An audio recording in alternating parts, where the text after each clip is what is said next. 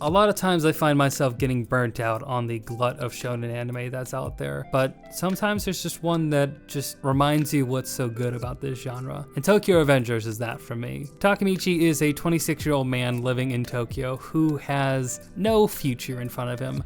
He works part-time in a DVD rental store, barely keeping his job, while living in a pretty trashy rundown apartment. He has no social life, he has no friends, he has no future to speak of. And our story starts with him watching the news and finding out that his one and only girlfriend that he's ever had in his life, Hinata Tachibana, has tragically been killed in the crossfire of a gang war that's been raging throughout the city. This of course affects Takemichi, because again, that's his only girlfriend he's ever had, the only person he's ever had a close emotional relationship with. But he continues on his normal day until he gets pushed in front of a train. And here, like in so many other great anime stories, it begins. When Takemichi opens his eyes, instead of a train, he sees that he's in 2005. His hair is now a bright blonde, and he's around all of his old friends, a group of pretty scrawny delinquents. Takemichi quickly figures out that he is a time leaper, that he has the ability to leap 12 years into the past. So together with Hinata's younger brother Naota, they determine to work together to try to find a way to save Hinata in the present day and change their horrible future. Doing so leads them to the Tokyo Manji gang, run by Mikey. Mikey is an innocent-looking, good-natured boy who is absolutely terrifying. His fighting ability is unmatched by anyone around him. So Takemichi has to get to know Mikey and figure out how exactly the Tokyo Manji gang goes from what it is currently, a small biker gang of some middle schoolers, to the biggest powerhouse in crime in Tokyo. Along the way, he meets a number of incredibly charismatic and just entertaining characters. One of my favorites is Draken, who is the vice commander of the Tokyo Manji gang, or Toman for short. I'm just going to refer to it as Toman from now on. Draken is this big, imposing dude with a really cool dragon tribal tattoo up his skull. And while he is a merciless delinquent, he also has a conscience. He has a way of understanding people and sympathizing with people around him,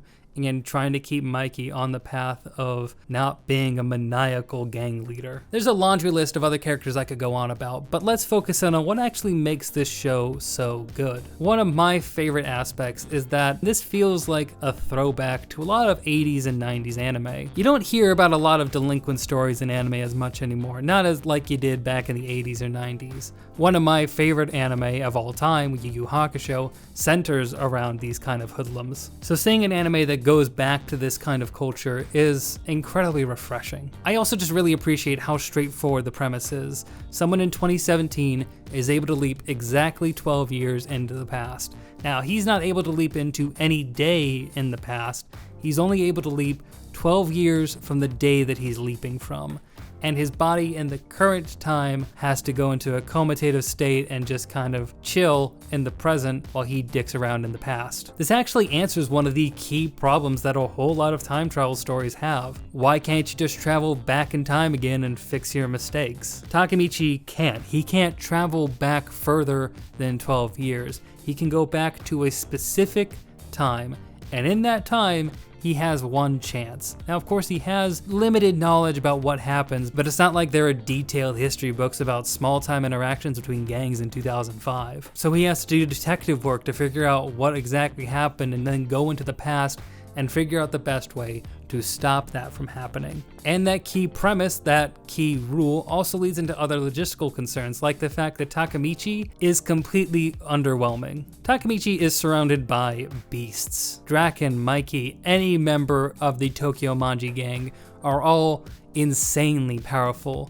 And Takemichi is just kind of a wimp. Stronger than your average person, probably, but not by much. Not anything close to these gang members. He doesn't have those kind of street smarts, and he can't just learn it. In a lot of ways, probably one of the most similar series to this is Re:Zero. Subaru from Re:Zero is also kind of just pathetic compared to everyone else around him. Like, if either of them got on one-on-one fights with even the weaker characters in their series, they'd get clapped. Like, there's nothing they can do against them. So the way they have to handle all of their problems is with ingenuity, with figuring out problems and using their words. And I love when a series does that. Now, of course, there's action moments and, there's a lot of beatdowns that occur to Takemichi, but each interaction is always kept compelling by the fact that, Takemichi, He's not going to overpower anyone. He's not going to punch someone once in the gut and make them, keel over. That's not his game. That's not who he is. He's also a 26-year-old man in the body of a 14-year-old boy. And there is a clear difference in how he is maturer than other people around him, but that even at 26, he was never really mature to begin with. He was kind of a man-child. This experience, though, is designed to put him through the ringer, and the amount of growth and change you see in Takemichi over this length of time is one of my favorite aspects of the series. I enjoy shitty main characters.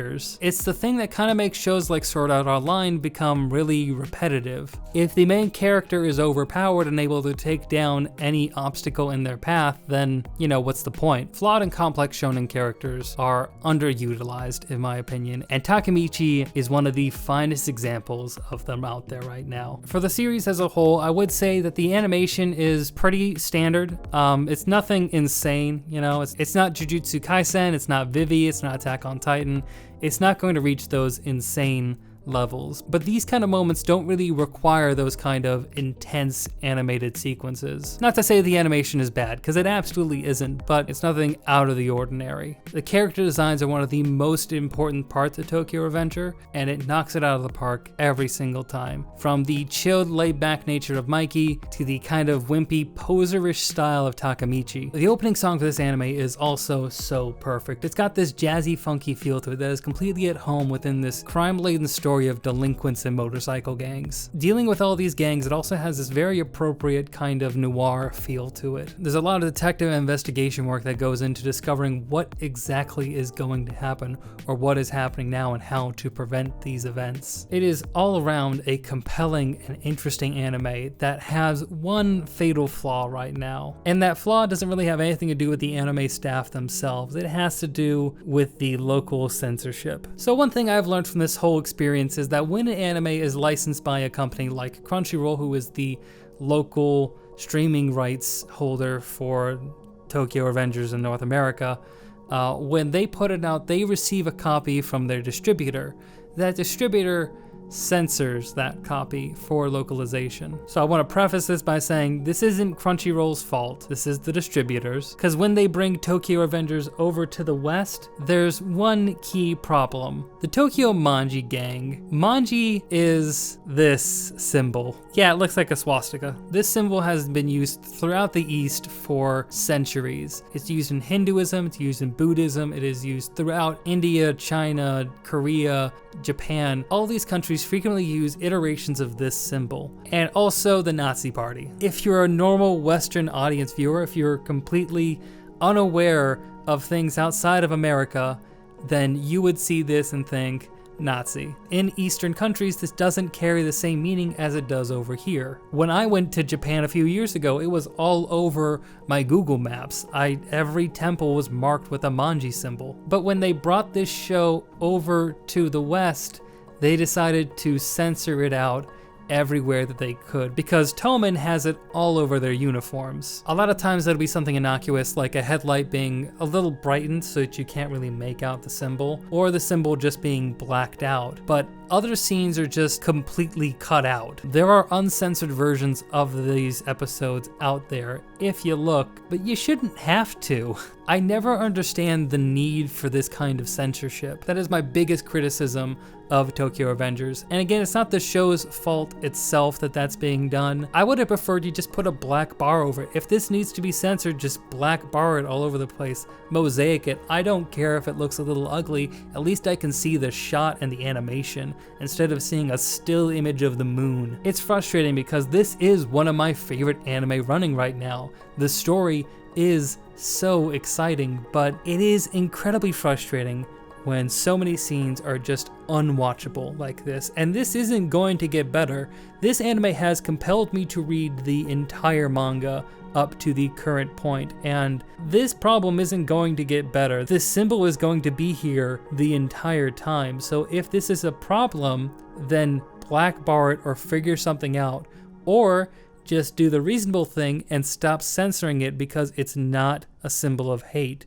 It's a religious symbol. So I don't know, that's about all I have to say right now about Tokyo Revengers. Again, I am Really looking forward to the rest of the show being adapted into an anime. I hope the entire series gets done into an anime, because this is one of the best shows running right now. So if you haven't checked out Tokyo Revengers, do yourself a favor, check it out. You're gonna love it. I love it. If you have any other suggestions, something you want to talk about, be sure to leave a comment down below.